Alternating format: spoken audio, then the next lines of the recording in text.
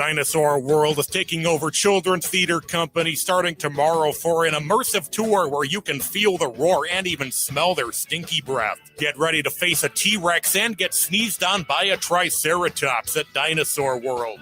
Running from March 3rd through April 5th. Get tickets and more info at childrenstheater.org. Portions of the following program may be pre-recorded.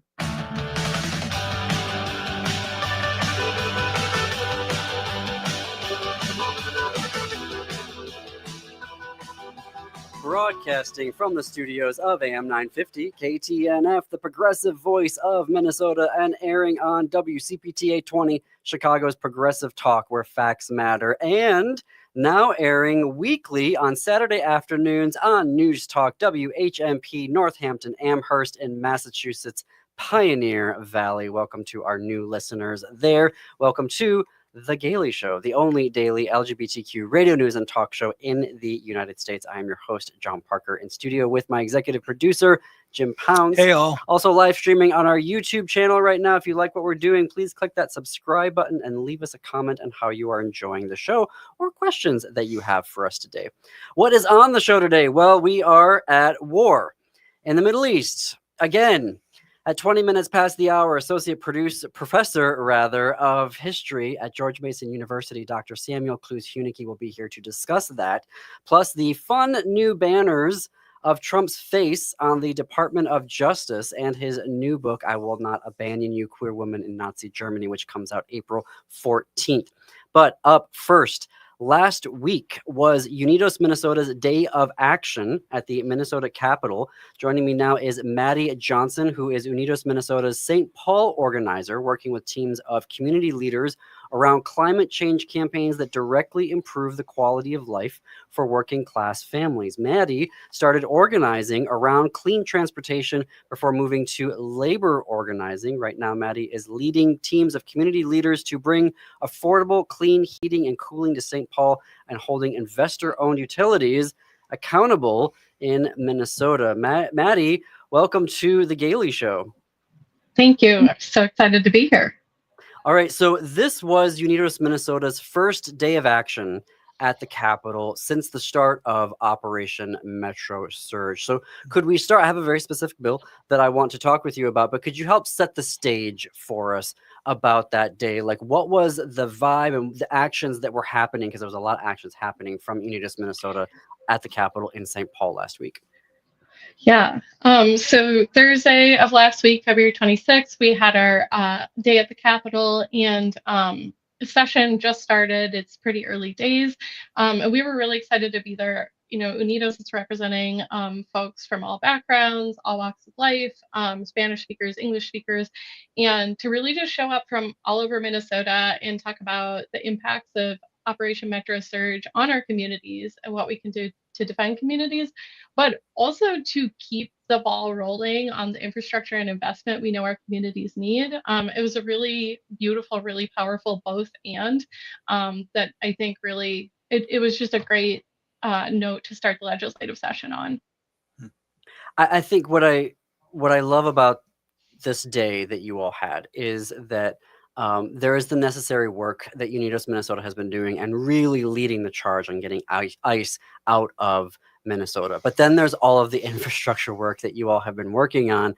And in particular, like climate change is something that you all have been organizing on. And we need infrastructure right now because Operation Metro Surge has left a huge dent in things and how we are operating as a state. And so I am very curious about this fun named bill, the Utility Thermal Energy Network and Jobs Act, which has, as I understand it, roots in the previous legislative session from 2023 as a work group that's been going on.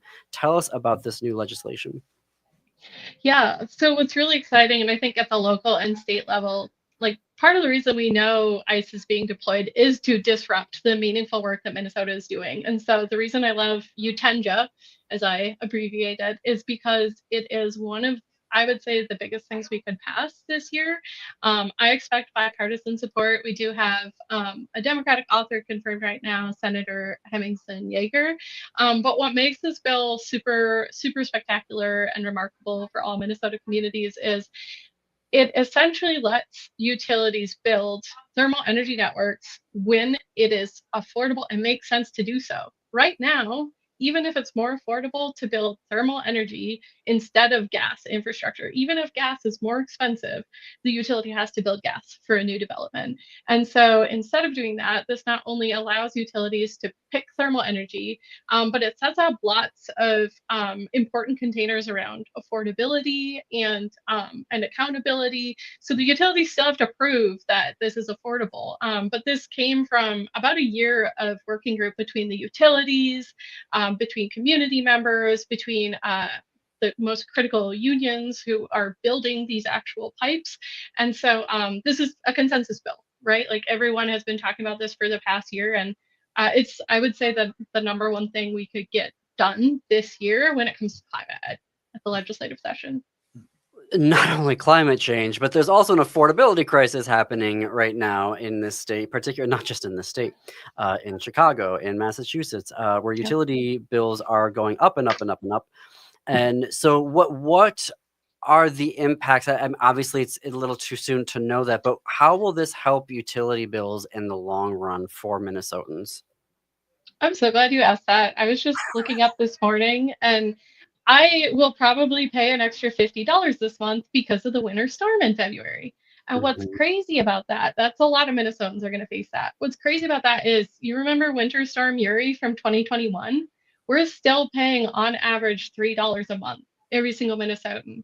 So it's taken 5 years to pay off the 5-day storm that happened in 2021. That was most of the hardest impacts of that storm were outside of Minnesota, but we're still paying it off. And so what's brilliant about locally sourced thermal energy is you don't need to rely on this very fragmented, very dispersed infrastructure. Instead, with a properly functioning thermal energy network, like the one we want to build in St. Paul, you can actually get your heat either from the ground through geothermal or from the laundromat, from the brewery, from the sewage facility. Actually, the downtown St. Paul sewage facility can decarbonize all of downtown, just the waste heat that's already being produced. So that's what's kind of crazy to me is do we want to invest hundreds of millions of dollars in this really vulnerable, unpredictable way of heating gas?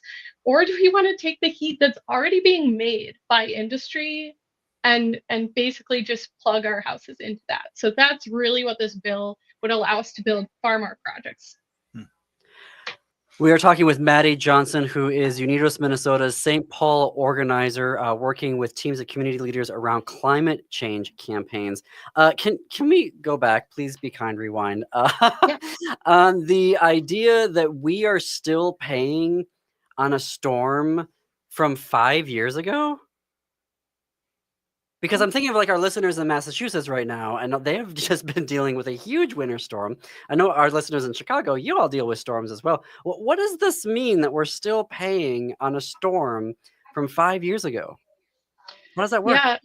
Yeah, I wish I really understood, because the more you learn about utilities, and that's part of the reason I love the work I do, is everyday people are learning about why is my bill so high, and then you immediately become radicalized once you start to unpack that. But with Uri, it was a 5-day storm. It, across various utilities, cost $660 million because even the gas valves froze, and that cost was distributed to customers. So there was a peak and limited, and then it was I don't know.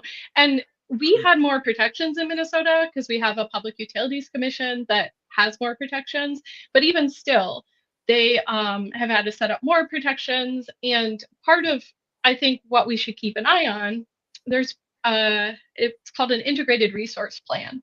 So this year, Xcel has to create their first integrated resource plan, and that's basically proving how they're accounting for the future of gas, including renewables, but also price surges.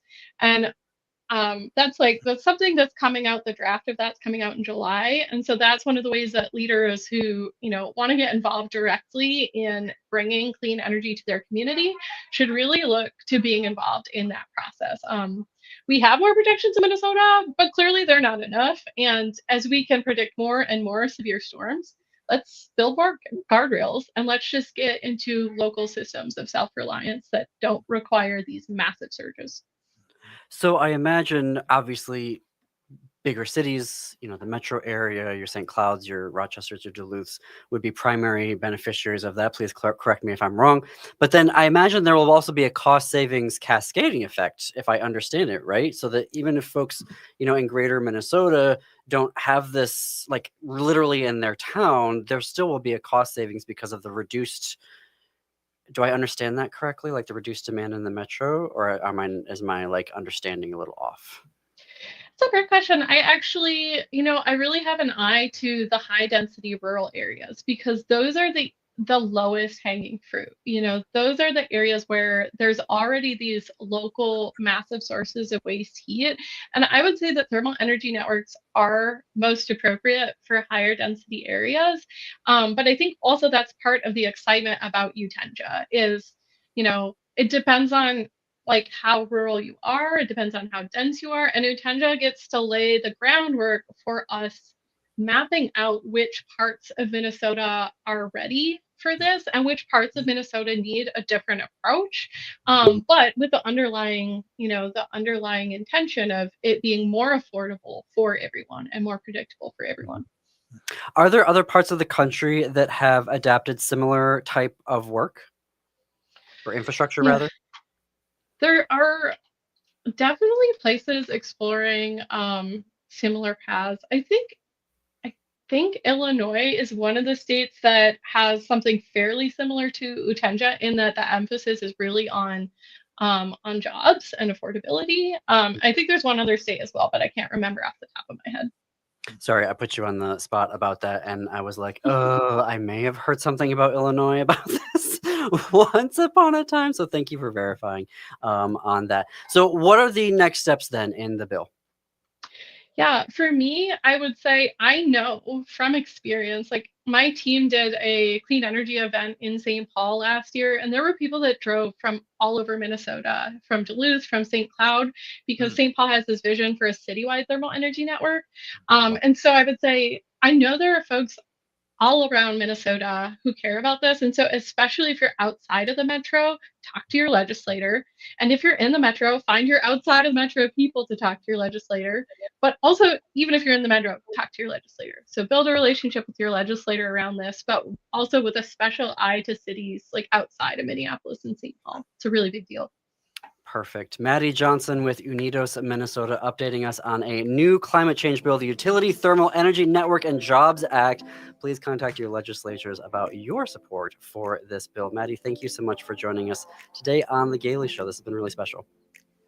Thank you. Thank you.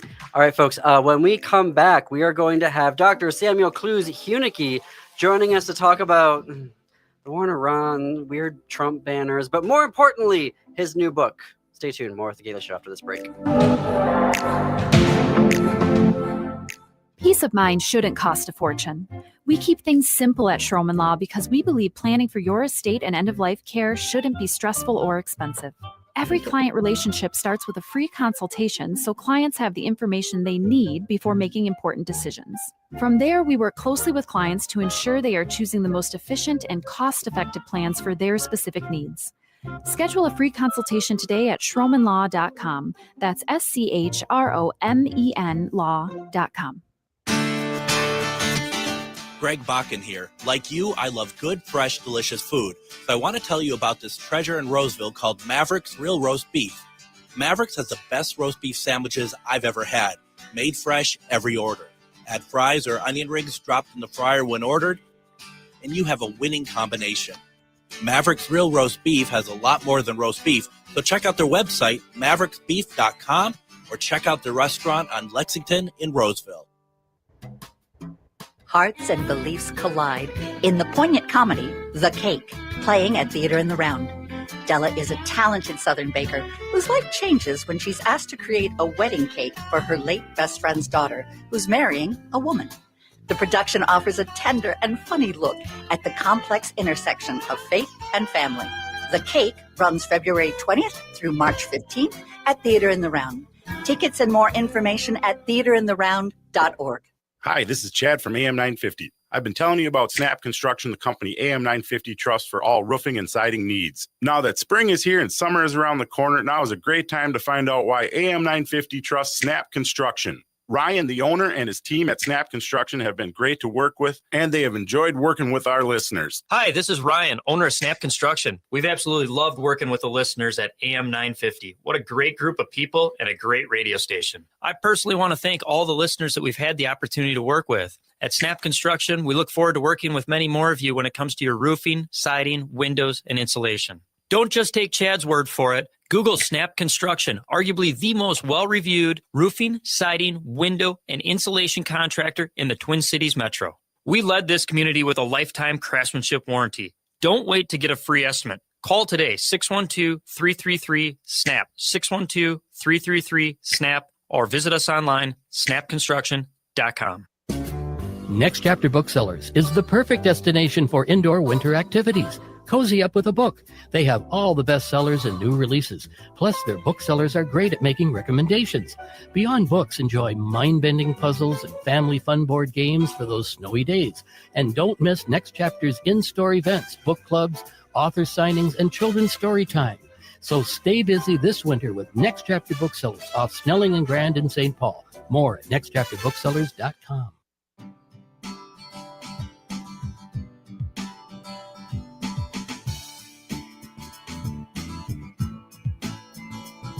Welcome back to The Gailey Show. I am John Parker. We are coming up on the bottom of the hour, still in studio with my executive producer, Jim Pounds. Quick, for folks in Minneapolis, we have a ticket giveaway right now, a pair of tickets for Men on Boats at 10,000 Things Theater. Audience choice of when you want to go based on ticket availability for the remaining performances. So first caller, 952-946-6205, 952-946-6205 to claim your pair of free tickets to Men on Boats at 10,000 Things. Jim, real briefly, you just saw it. You loved it. It was great. It's 10,000 Things is a very organic sort of theater. They don't use lighting. They use minimal props, minimal sets. So it's mostly the actors very close to you, a few feet away. And it's storytelling more than it is just traditional theater. So the performances this upcoming weekend, Thursday and Friday, are at Hennepin Avenue Church, which is where I saw the performance. But they perform in a lot of community centers. They're going to be at the Capri Theater Saturday and Sunday, and then next weekend at 825 Arts. Perfect. So for our listeners in Minneapolis, pair of tickets available to Men on Boats at 10,000 Things, 952-946-6205. All right. For our new listeners on News Talk WHMP Northampton Amherst, every month we host Dr. Samuel Clowes Huneke, who is an award-winning associate professor of history at George Mason University. A historian of modern Germany, he is the author of numerous books and articles, including States of Liberation, Gay Men Between Dictatorship and Democracy in Cold War Germany, and A Queer Theory of the State. His new book, I Will Not Abandon You, Queer Women in Nazi Germany, comes out April 14th. We have a link in our show notes and on our website for you to pre-order your copy now. Sam, welcome back to the show. Good to see you. Great to see you. Thanks for having me on. I also was very excited to learn that you're broadcasting to Western Massachusetts, since I went to Amherst College. And I'm actually going to be there to talk about my book on April 15th, the day after it comes out. Perfect. Wow. Yeah. Well, there you go, Massachusetts Pioneer Valley. You've got this book coming literally to your neighborhood. That's fantastic. Okay, so I do want to ask you about your take on the war that the U.S. just started in Iran, and we've got some fancy new banners that every time I see them, I don't know why, but I immediately think of the swastikas on like all of the German buildings in the 1940s. I wonder why. But I want to start with your book. Okay. Because if we can start there, if that's all right. I'm sure you want to. No, you don't want to talk about your book. No. Okay, John. All right. So specifically, I want to start with two sentences in your introduction, where you say, if I may read them, lesbians, it was thought for years, and even decades following World War II were not persecuted in the Nazi era, or at least not because they were lesbians. But Lucienne and her partner, Marie, did exist, and they did suffer, facing accusations, interrogations, harassment, and calls for prosecution. What does that mean that it was thought that lesbians were not persecuted in the Nazi era? So basically, I think we in the US tell ourselves a very simple story about post-Nazi kind of rehabilitation and reparations and memorialization of the Nazi crimes. And that's basically that Germany acknowledged these crimes, and now it's an exemplar of how nations can confront difficult pasts. In reality, that process was incredibly difficult. It was slow. It ignored whole groups of victims. It still ignores various groups of victims. And so basically what I wanted to point to is, even when we're just talking about queer people were ignored for decades and not seen as victims of the Nazis. Once you start getting some modicum of recognition in the kind of late 60s, early 70s, it tends to focus on gay men. And there's sort of two reasons for that. One is that gay men are the people who largely populate the sort of queer movement that springs up in West Germany, and they're the ones sort of conducting a lot of this early research, writing, and so forth. Queer women who are in these activist groups tend to feel quite alienated. They tend to feel like the men in the groups are quite misogynistic, and so they ultimately generally break away and form their own collectives. So that's one reason. The other reason is that in 20th century Germany, there was a law, paragraph 175, that criminalized sex between men. And that law never criminalized sex between women. And so if you're just looking superficially, you would say, okay, under the Nazis, they take this law, they strengthen it, they use it to prosecute around 50,000 men, around 10,000 men wind up going to the concentration camps, and there's no law that does this for lesbians or other queer women. And, case closed. And so one impetus for this research and for this book was, initially my impetus was just what was going on. It really was a project that started because I came across a set of files at the Berlin Regional Archive about 4 lesbian couples who were denounced to the police as lesbians. And I sort of thought, wait, I didn't think that this happened in the Nazi period. What's going on here? And that just sort of spurred this interest. And eventually what I'm trying to argue in this book is, in fact, queer women were persecuted even in the absence of a specific law or policy regarding how the state was going to treat queer women. And I think, this is sort of going beyond what you asked, but part of the reason that this is interesting to me and I think important is that it's obviously important just because this is sort of an untold history or an unfamiliar history to a lot of people. It's also important, though, for how we think about persecution in modern states, period. And recognizing that groups can face persecution even if there isn't a specific law saying we are going to put this group in prison. Mm-hmm. This is why I feel so grateful that we get to talk with you once a month, because you're able to tie this history, this original scholarship that you're doing of the Nazis and what's happening in successive German governments to the time period that we are living in today. I've got about a minute and a half before the break, so you know by now that I ask huge questions before we have to go to commercials. But can you start to unpack for us a little bit about that? If there wasn't they weren't part of paragraph 175, lesbian women, queer women, how then was this? What was the state using? What were the Nazis using then as justification to go after them? Long story short, there is a category under the Nazis called asocial, meaning basically people who don't fit into society in some way. And this includes sex workers, it includes homeless people, it includes disabled people. It can also include gay men, Jews, Roma, and Sinti. Basically anyone who is seen as being different or unusual. And so oftentimes queer women would be labeled as asocial. There's a host of other ways that they fall into the penal apparatus, but that is one of the principal designations. When we look at queer women who are sent to concentration camps, they are usually designated as asocial because they aren't being punished as homosexuals, quote unquote, but they are being punished simply for not fitting into what the Nazis think society ought to be. I don't know if I find that more terrifying, the category of asocial versus and this is one of those on my sexual identity.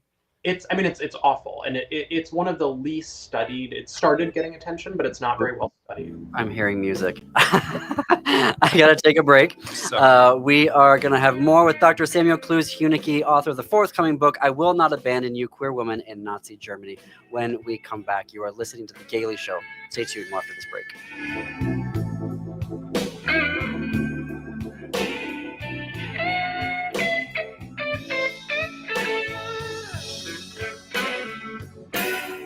This is Santita Jackson. Monday through Friday, 6 to 8 a.m. Central, we'll bring you the best progressive talkers, thinkers, and doers on AM 950, Minnesota's progressive voice. Hey, it's Patrick for Zero Res. The end of winter is finally on the horizon, and you're going to start thinking about all that nasty crud that's built up in your home over these last few months. Call my cleaning heroes at Zero Res to help get you an early start on the spring cleanup. Zero Res removes winter's buildup and lingering odors, giving your home a fresh, spring-ready feel. This month, get Zero Resified from Minnesota's #1 carpet cleaner. Buy one room, get another free. Buy another room of carpet cleaning, get another room of carpet done for free. Get the picture? Also this month, get a free size upgrade on every whole home air duct cleaning package. Don't you love when you buy your favorite beverage and get a free size upgrade? That's what Zero Res is doing this month with their whole home air duct cleaning package. Start spring cleaning with a free upgrade and pay less for more fresh. Call Zero Res right now, 952-ZERO-RES, or go online to ZeroResMinnesota.com and say you want the AM 950 special.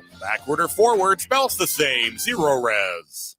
Step into Forts, a fort-building wonderland at Children's Theater Company through April 5th. Theatrical elements, evolving light and soundscapes, and towers of cardboard boxes set the scene for creative play. Build the tallest fort, the longest fort, or tons of cozy little forts. Design a castle or a neighborhood. Your imagination leads the way as you play freely and create shared stories together in real life.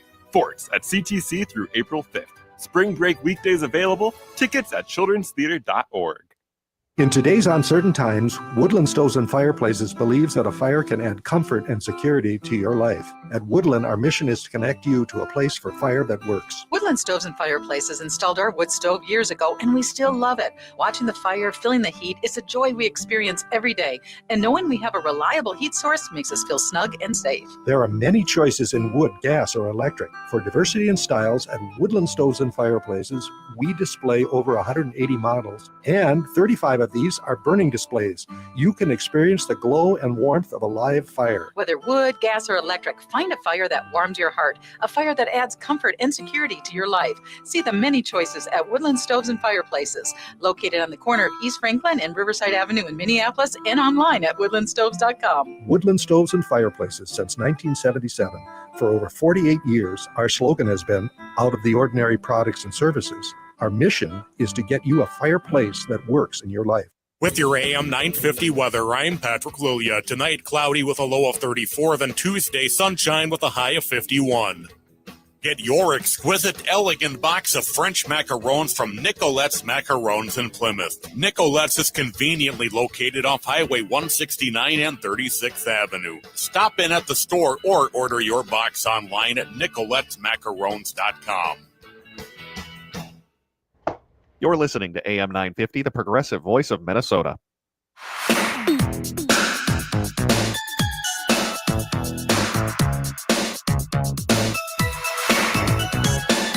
Coming to you from the studios of AM 950 KTNF, the progressive voice of Minnesota, and airing on WCPTA 20, Chicago's progressive talk where facts matter, and now airing weekly on Saturday afternoons on News Talk WHMP Northampton, Amherst in Massachusetts. Massachusetts's, well, that's going to be fun to say, Pioneer Valley. Welcome to our new listeners there in the Pioneer Valley. We are listening to The Gaily Show. It is 33 minutes after the hour, in studio with my executive producer, Jim Pounds. If you are watching us on YouTube right now, live streaming, you can leave us a comment.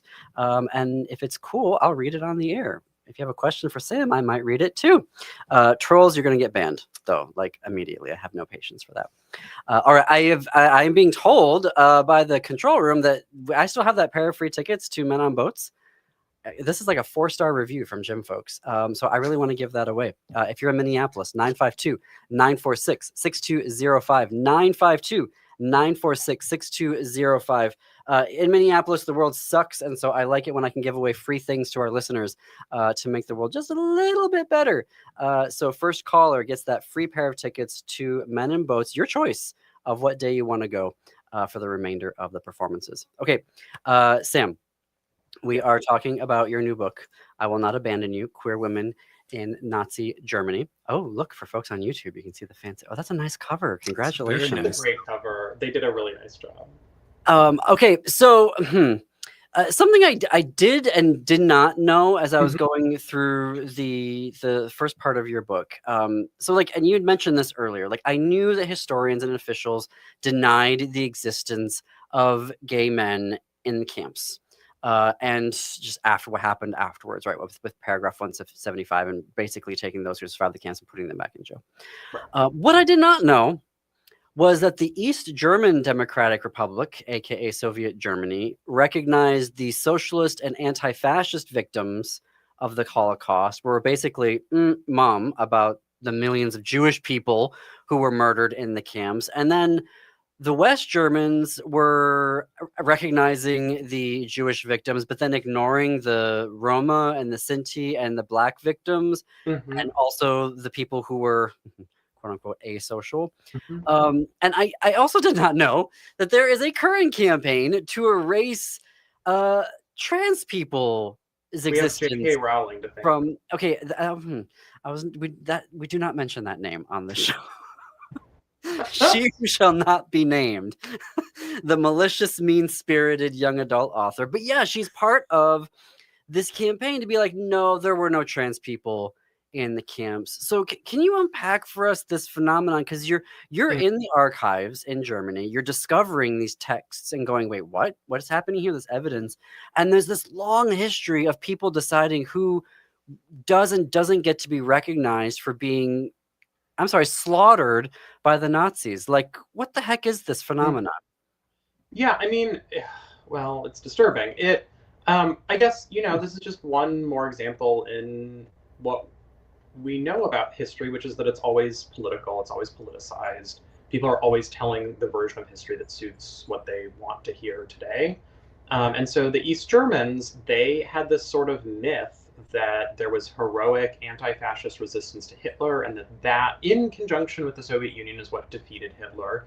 And so they kind of, it's not necessarily that they completely are like suppressing the fact that there were Jewish victims, but for them the most important thing is really that it was a conflict between communists and fascists, and that's the version of the history that they're telling. In the West, they kind of, were compelled to recognize that there were 6 million murdered Jews at the hands of the Nazi regime. And early on, there is an effort to pass restitution bills. There's a treaty with Israel. There's efforts to kind of make a show of reparations. But they write this legislation in a way that really excludes lots of victim groups. And I don't remember off the top of my head, but one of the advocates for this law in the late 40s, early 50s did a calculation, and of the tens of thousands of prisoners who were in, I believe, Buchenwald, one of the main concentration camps at the end of the war, I want to say it was about 40,000. This person found that something like only 5,000 would actually be eligible for reparations under the law that was being debated. And so they wrote it in this incredibly narrow way that excluded whole classes of victims. And essentially that was both, for interest of not welcoming some of these groups back into society, right? They had no interest in welcoming queer people back into society. Another category in the camps was habitual criminal. These were also people who they wanted to continue to exclude from society. Once you label someone a victim of fascism or a victim of Nazism, you're sort of implicitly welcoming them back into the fold. The other reason is just fiscal. They didn't want to pay that much money. Same with the corporations who benefited off of slave labor during the Nazi period. They basically get away with slaps on the wrist after the war.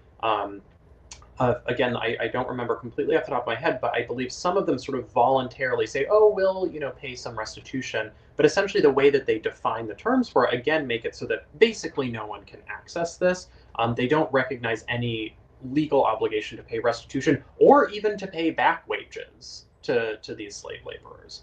And so it's a pretty grim situation after the war. And you also talk to Jewish survivors or their next of kin, and even for Jewish victims, they largely are unable to really access, if they're able to access reparations, it is in no way in appropriate amounts. It's always far, far less than what they deserve. And even just from a monetary perspective, even if you just look at what they were literally robbed of by the Nazi regime, leaving aside, torture, living in the camps, murdering their families, even leaving all of that aside, they literally aren't getting back what was stolen from them, just in pure monetary terms. So, again, it's sort of a myth that the Germans did a good job of this. I mean, there were efforts made, and they've become a lot better in recent decades. But in those first post-war decades, it's just a travesty, really. Well, there was also the renazification, essentially. Yes. Of Germany. Right. I mean, so Konrad Adenauer, the first chancellor of West Germany, basically runs on a kind of forgive and forget and let's move on platform as a way of attracting former Nazis and former Nazi sympathizers to his party. It works. He becomes chancellor, and he acts on this. I mean, many people who are in prisons are amnestied. Many people who have been removed from their jobs in the civil service are given those jobs back. Some historians, as you say, refer to a re-Nazification of the civil service, and in particular the judiciary. There are cases of prominent former Nazi judges and prosecutors who are back on the job in the early 1950s and are back. They can't be putting Jews in concentration camps, but they are going after some of these other victim groups. In my case, I know a lot about queer people in this period, and they are back at prosecuting gay men under paragraph 175. We're talking with Dr. Samuel Clowes Huneke, author of the forthcoming book, I Will Not Abandon You, Queer Women in Nazi Germany, which comes out April 14th.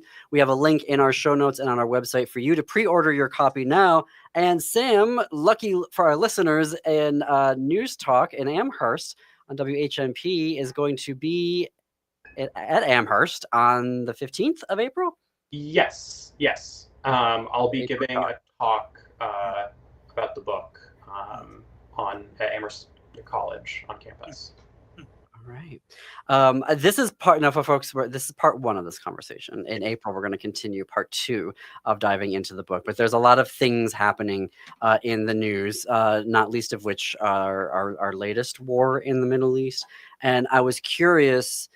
Again, there's never good apples to apples comparisons to these things. But when I saw the U.S. go in this weekend, like we all did, and just this coordinated strike and basically decapitated the head of the Iranian government, I'm thinking oh my God, this is in my head, I'm like, because I knew you were coming here, and I'm like, is this like Poland? You know what I mean? Where the Nazis just rolled in, and in 24 hours, I know it was longer than that, they had basically taken over the entire country of Poland. And, this is going to be, weeks going on here. That's just what's happening in my brain. I'm not a historian. I'm curious what your thoughts are, your analysis that you're bringing, and how you're thinking through this new war America is now in the Middle East. Yeah, it's horrifying. It's I think for all of us millennials, it's just back to Iraq. We've been living in the forever wars in the Middle East. It was actually really shocking to me because I remember quite distinctly the lead up to the Iraq War. I was a kid. And I remember how desperately the Bush administration was trying to convince everyone that there were WMDs in Iraq. And that almost feels sort of elegant compared to this sort of completely ham-handed lack of an effort to get anyone on board with these strikes, right? I mean, there's been no effort to woo Congress. There's been no effort to convince the international community, let alone the U.S. electorate, that this is in any way justified. I also was thinking, though, about Poland, and I don't think in terms of, again, I'm not like a contemporary geopolitical expert. I read the news. I try to stay informed. My impression is that Iran is very different from Poland in the 1930s. First of all, the geography is very different. Iran is a mountainous country. It would be very difficult, at least as my understanding, for us to attempt some sort of a land invasion. I think the best we can probably do is what we've been doing, sort of airstrikes and bombs and so forth. I think, in terms of the scale of destruction possible, it's immense. I also think that Iran, unlike Poland, has been expecting these sorts of attacks for decades now, at least. And, you know, I mean, we've seen they are now striking back at Israel and U.S. bases across the region. And this is one of the many reasons this is an idiotic idea, because it is going to further destabilize the Middle East. But I do worry about the sort of Poland comparison insofar as I was thinking more about like Czechoslovakia. And will this further kind of embolden Trump? You know, if he comes away from this thinking this was a success, we removed Khomeini, and, you know, we faced basically no blowback, we aren't paying a price for it, other than, you know, the American servicemen in the Middle East who are now being killed by Iranian counterattacks, then maybe he will decide, you know what, I should invade Greenland or Cuba or wherever. And so I worry about that in terms of essentially appeasement. That, and, you know, you have the UK now saying, yes, sure, by all means use British airspace to attack Iran. I saw a headline from EU leaders that they're gravely concerned, as though they're Susan Collins.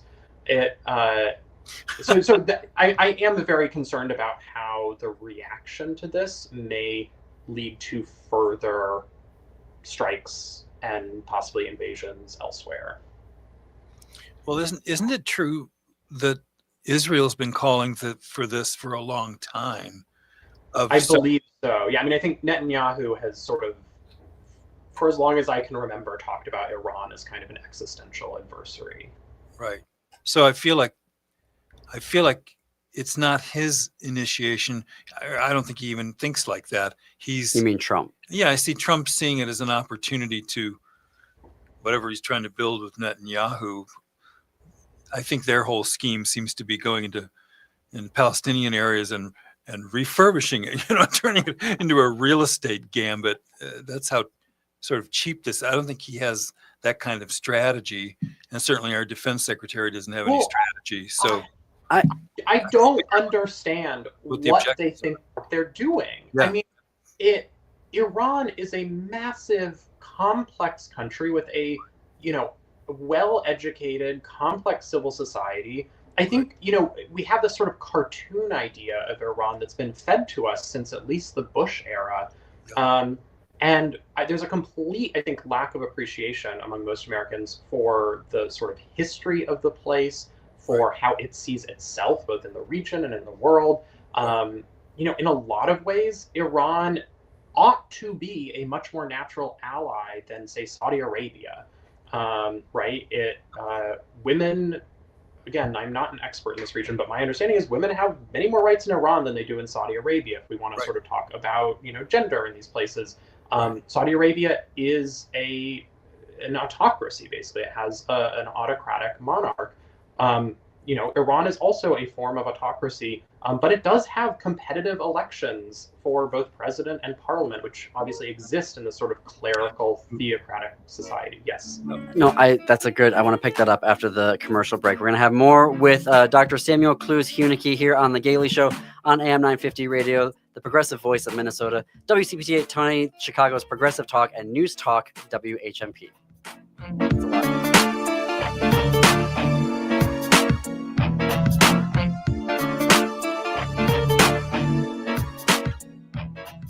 Families, get ready for Dinosaur World Live, a thrilling interactive show at Children's Theater Company, March 3rd through April 5th. This hit show is the perfect blend of science, storytelling, and spectacular live theater. These remarkably lifelike dinosaurs move, they roar, and yes, the mighty T-Rex towers before your eyes. This is edge-of-your-seat excitement, followed by the chance to meet a dinosaur up close. Dinosaur World Live opens March 3rd. Tickets at childrenstheater.org. Hi, I'm Jay from Greenhouse Salon and Shop.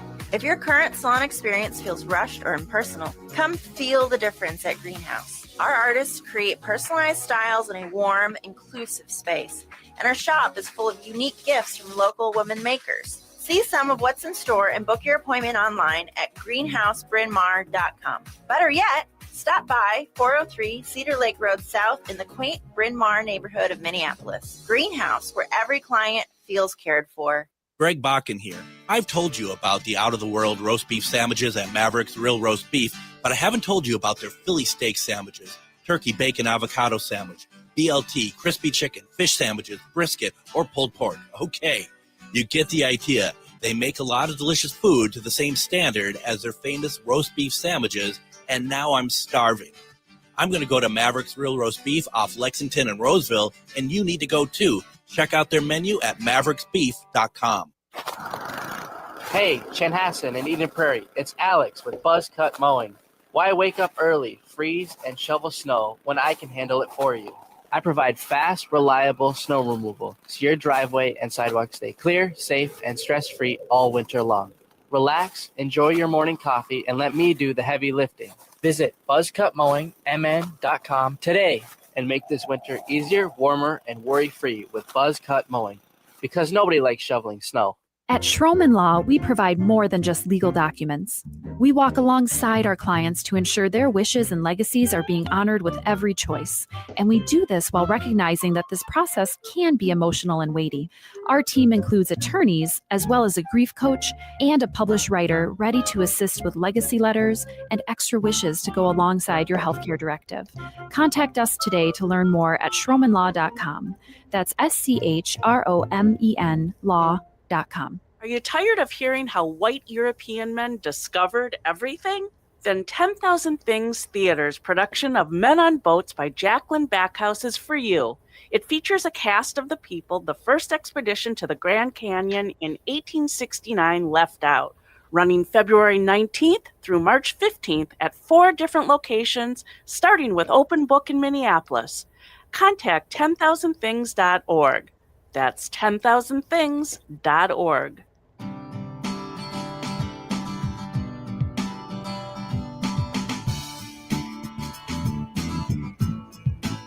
Welcome back to The Gailey Show. I'm John Parker. We're coming up on the top of the hour in studio with my executive producer, Jim Pounds. This hour, we've been talking with Associate Professor of History at George Mason University, Dr. Samuel Clowes Huneke. Sam, before the break, you were making a very interesting comparison, because all of the things that people are like, oh, Iran is so terrible at this, this, and this. I'm like, yeah, Saudi Arabia is just as guilty of all of that. And yet we see U.S. comedians racing to go over there for a comedy festival, and we see major European footballers that are like, yeah, we'll go play for the Saudi Arabia League. Like, it's really bizarre to me that, oh, we lost Sam. Well, I heard him getting busy all of a sudden. Well, I think we've lost Sam. There he is. Do we have you back, Sam? He's coming back.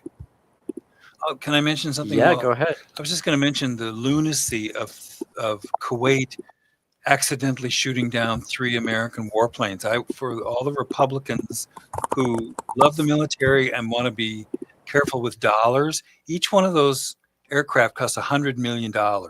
We're very lucky the 6 airmen, airwomen, Air Force folks did not die, but $300 million was just flushed down the toilet, because when you start something crazy like this, I don't care how prepared you are, stuff happens. You know, there's bad things that happen. And this is a good example of that, where it was a disaster financially for us, but not in terms of life lost, fortunately. But that's what you start when you start something like this. You get into that.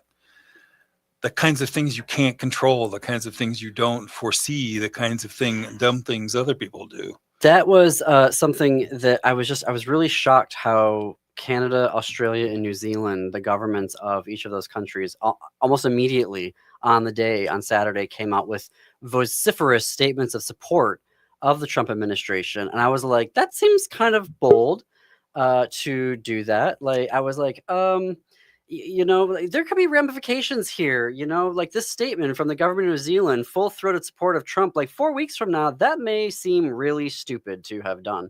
But, you know. Seems like it today, but. It seems like it today. Sam, you are back with us. I'm sorry about that. No worries. No worries. This is technology in the modern era. Yeah. Briefly, you were saying before the break about, you know, all the things that we criticize Iran for, or was making me think of all the things that we criticize Iran for, Saudi Arabia does. And yet we see American comedians racing over to Saudi Arabia to be part of a festival and agreeing to censoring themselves. We see European footballers that are like, absolutely, we'll go take $1 bazillion and go play for your league, even though they murder journalists and stuff them into suitcases.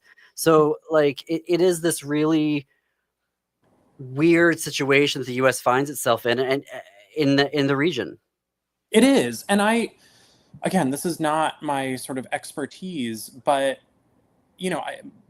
politically, I always thought that Obama's approach to Iran was the right one. Try to, negotiate with them, try to empower progressives and moderate reformers within the Iranian regime.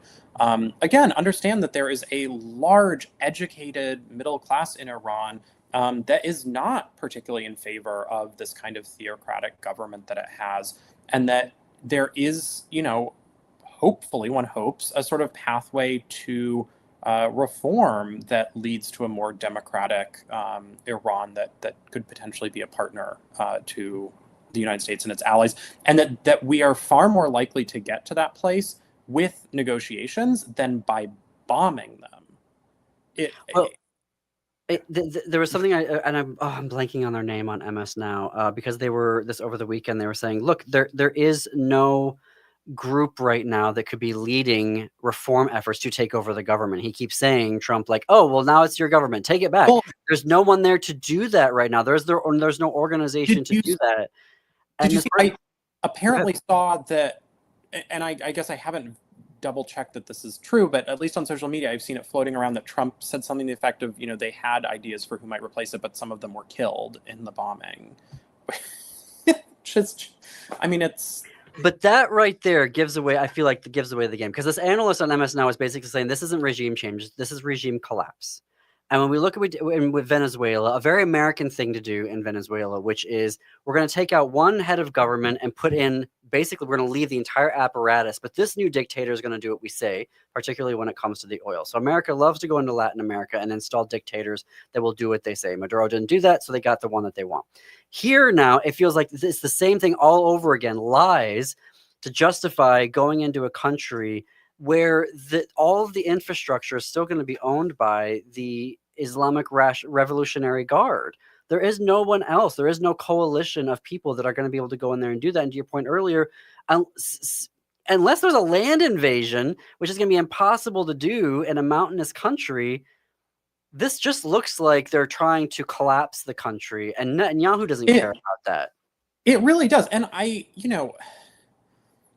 agree completely. Like, what is the end game here? What do they think is going to happen? Either there is a reconstituted regime or a sort of continuity of regime, in which case, as I have unsurprisingly been reading, most analysts think you wind up with someone who is even more hardline than Khomeini, or you have essentially a failed state, right? I mean, if you sort of do enough damage, then the regime collapses. You have, maybe like Syria. Iraq. Yeah, and it's just I'm completely at a loss to understand what they are doing, what they think they are doing here. And then I saw that Pete Hegseth refused to rule out sending American troops in, which is just absolutely. Well, that's absolutely going to happen. But it does keep the Trump Epstein files out of the news, and I think that as perverted as that is, that's how I see them thinking. Jim's going to get the last word on this because this is the end of our time today. Sam's new book is I Will Not Abandon You, Queer Women in Nazi Germany. Link in our show notes for you to pre-order your copy. Comes out on April 14th. For our listeners in Massachusetts, Pioneer Valley, Sam is going to be there on April 15th at Amherst College to give a talk, so definitely check out that event. Sam, it was so good to see you again. I know you're going on a book tour, actually, in Europe here, so bon voyage, and we'll see you in April. Thank you. See you then. All right. Thanks, everyone, for listening and or watching today. Up next on WCPT 820 is Democracy Now! On News Talk WHMP, it is RM World Travel Connection. On AM 950 Radio, it is the Matt McNeil Show. Stay tuned after that for Native Roots Radio. And then at 10 p.m. Central, step into the unknown with Greg Bakken on Ghost Box Radio. And until this time tomorrow, keep it queer, America. Keep it queer.